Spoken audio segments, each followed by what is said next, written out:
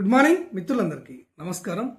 తెలంగాణలోని గ్రామీణ పేదరిక నిర్మూలన సంస్థ సెర్ప్ డిపార్ట్మెంట్ వాళ్ళు జూన్ 2వ తేదీన ఒక కొత్త పథకాన్ని ప్రారంభించబోతున్నట్లు సెర్ప్ సిఇఓ గారు అయినటువంటి దివ్య దేవరాజన్ గారు నిన్న ఒక ప్రకటనలో పేర్కొనడం అనేది జరిగింది. ఏ విధమైనటువంటి పథకాన్ని ప్రారంభించనున్నారు, ఈ కొత్త పథకం ద్వారా ఎవరికి లబ్ధి కలగనున్నది అన్న పూర్తి వివరాలను ఈరోజు మీకు ఈ వీడియో ద్వారా తెలియజేస్తాను. తెలంగాణ రాష్ట్రంలో ఉన్నటువంటి సెల్ఫ్ హెల్ప్ గ్రూప్స్, మహిళా స్వయం సహాయక సంఘాల వారికి స్వయం ఉపాధిని కల్పించడానికి గొర్రె పొట్టేళ్ల యూనిట్లను నెలకొల్పుకోవడానికి మరియు గొర్రె పిల్లల మరియు మేక పిల్లల యూనిట్లను నెలకొల్పుకోవడానికి మరియు నాటుకోళ్ల మరియు ఈము పక్షుల యూనిట్లను నెలకొల్పుకోవడానికి ఈ కొత్త పథకాన్ని ప్రారంభించడం అనేది జరుగుతుంది. అయితే ఈ పథకానికి అంటే గొర్రె పొట్టేళ్ల యూనిట్ కానివ్వండి, గొర్రె పిల్లల మేక పిల్లల యూనిట్లకు కానివ్వండి, నాటుకోళ్ల యూనిట్ కానివ్వండి, ఈము పక్షుల యూనిట్ కానివ్వండి, బ్యాంక్ లింకేజీ ద్వారా, రివాల్వింగ్ ఫండ్ల ద్వారా, సబ్సిడీ రుణాల ద్వారా ఆర్థిక సహాయాన్ని అందించడం అనేది జరుగుతుంది అని సెర్ప్ సిఇఓ గారు తెలియజేయడం అనేది జరిగింది.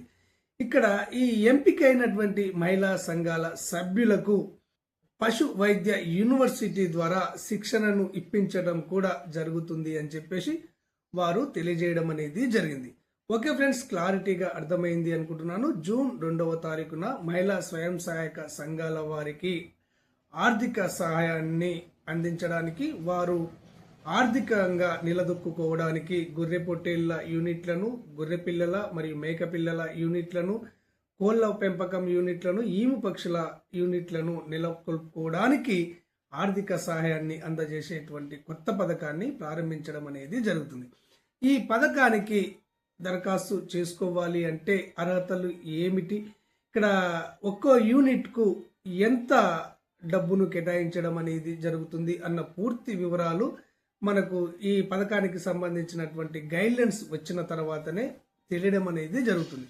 త్వరలోనే ఈ వారంలోనే గైడ్లైన్స్ వచ్చే అవకాశం ఉంది. ఈ పథకానికి సంబంధించినటువంటి విధి విధానాలు ఖరారయ్యి ప్రభుత్వం ప్రకటించిన తర్వాత వాటికి సంబంధించినటువంటి పూర్తి వివరాలతోటి ఒక వీడియోను రూపొందించి మీకు తెలియజేయడం అనేది జరుగుతుంది.